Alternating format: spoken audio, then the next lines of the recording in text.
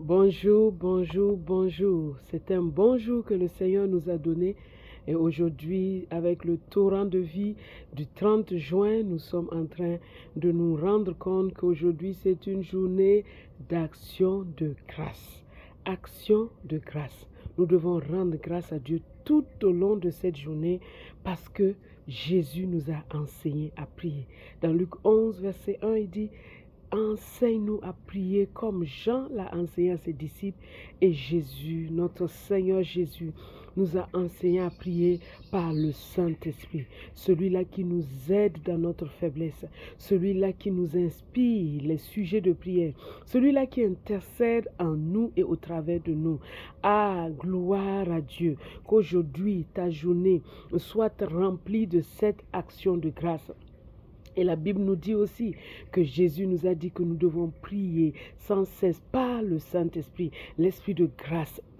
Et en ce jour, nous rendons grâce à Dieu parce que nous prions sans cesse. Il nous fait rentrer dans une nouvelle dimension. Tout au long de cette journée, abonde en action de grâce. L'action de grâce, c'est la reconnaissance. La reconnaissance que nous avons de tout ce que Dieu a fait pour nous, pour tout ce qu'il nous a donné. Et l'action de grâce le glorifie. L'action de grâce le magnifie. L'action de grâce lui plaît. Remplis ta vie avec l'action de grâce. Aujourd'hui, Dieu nous dit, rendons grâce.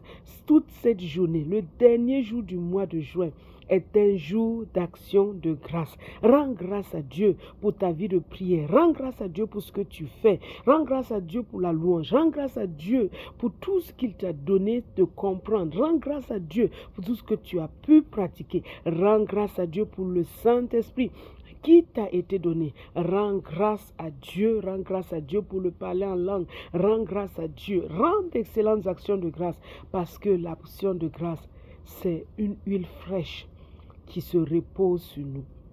Après cette semaine, avec ce séminaire merveilleux, rends grâce, rends grâce, rends grâce, rends grâce et proclame ces confessions de foi dans Éphésiens 1, 3 à 23 et dans Éphésiens 3, 14 à 21.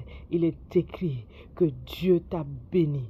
Proclame, Dieu m'a béni de toutes sortes de bénédictions spirituelles en Christ. En Jésus, j'ai la rémission.